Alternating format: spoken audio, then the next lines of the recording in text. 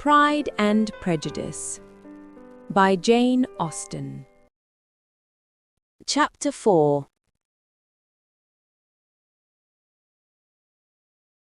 When Jane and Elizabeth were alone, the former, who had been cautious in her praise of Mr. Bingley before, expressed to her sister how very much she admired him. "He is just what a young man ought to be, sensible, good-humored, lively, and I never saw such happy manners, so much ease, with such perfect good breeding.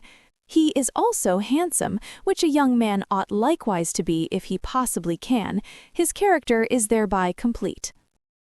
"I was very much flattered by his asking me to dance a second time. I did not expect such a compliment." "Did not you? I did for you, but that is one great difference between us. Compliments always take you by surprise, and me never. What could be more natural than his asking you again? He could not help seeing that you were about 5 times as pretty as every other woman in the room. No thanks to his gallantry for that. Well, he certainly is very agreeable, and I give you leave to like him. You have liked many a stupider person." "Dear Lizzie." "Oh, you are a great deal too apt, you know, to like people in general. You never see a fault in anybody. All the world are good and agreeable in your eyes. I never heard you speak ill of a human being in my life." "I would wish not to be hasty in censuring anyone, but I always speak what I think.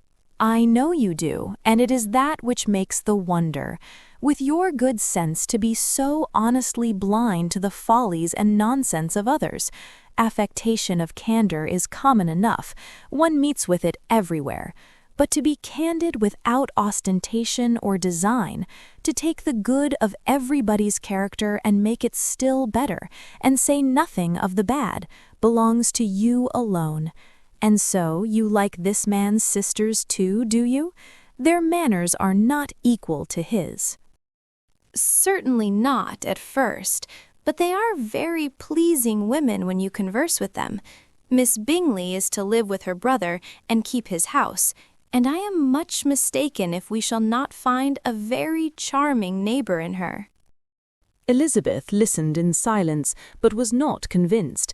Their behaviour at the assembly had not been calculated to please in general, and with more quickness of observation and less pliancy of temper than her sister, and with a judgment, too, unassailed by any attention to herself, she was very little disposed to approve them. They were, in fact, very fine ladies, not deficient in good humour when they were pleased, nor in the power of being agreeable where they chose it, but proud and conceited.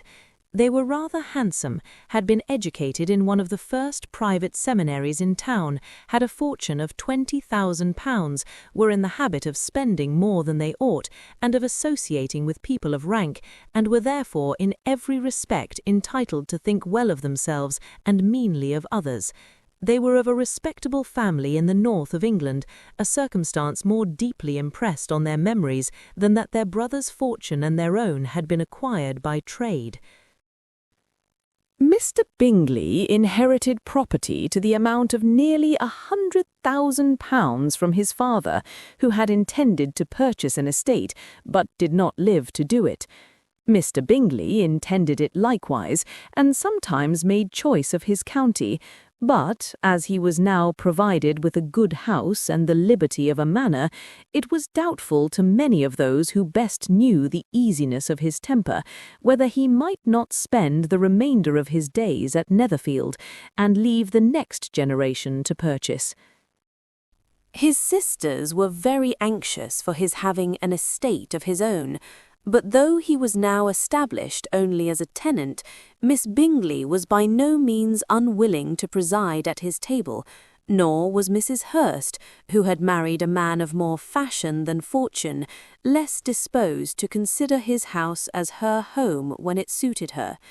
Mr. Bingley had not been of age 2 years when he was tempted, by an accidental recommendation, to look at Netherfield House. He did look at it, and into it, for half an hour, was pleased with the situation and the principal rooms, satisfied with what the owner said in its praise, and took it immediately. Between him and Darcy there was a very steady friendship, in spite of a great opposition of character. Bingley was endeared to Darcy by the easiness, openness, and ductility of his temper, though no disposition could offer a greater contrast to his own, and though with his own he never appeared dissatisfied. On the strength of Darcy's regard, Bingley had the firmest reliance, and of his judgment the highest opinion. In understanding, Darcy was the superior. Bingley was by no means deficient, but Darcy was clever. He was at the same time haughty, reserved, and fastidious, and his manners, though well-bred, were not inviting. In that respect his friend had greatly the advantage. Bingley was sure of being liked wherever he appeared. Darcy was continually giving offence. The manner in which they spoke of the Meryton assembly was sufficiently characteristic. Bingley had never met with pleasanter people or prettier girls in his life. Everybody had been most kind and attentive to him. There had been no formality, no stiffness. He had soon felt acquainted with all the room, and as to Miss Bennet, he could not conceive an angel more beautiful. Darcy, on the contrary, had seen a collection of people in whom there was little beauty and no fashion, for none of whom he had felt the smallest interest, and from none received either attention or pleasure. Miss Bennet he acknowledged to be pretty, but she smiled too much. Mrs. Hurst and her sister allowed it to be so, but still they admired her and liked her, and pronounced her to be a sweet girl, and one whom they should not object to know more of. Miss Bennet was therefore established as a sweet girl, and their brother felt authorized by such commendation to think of her as he chose.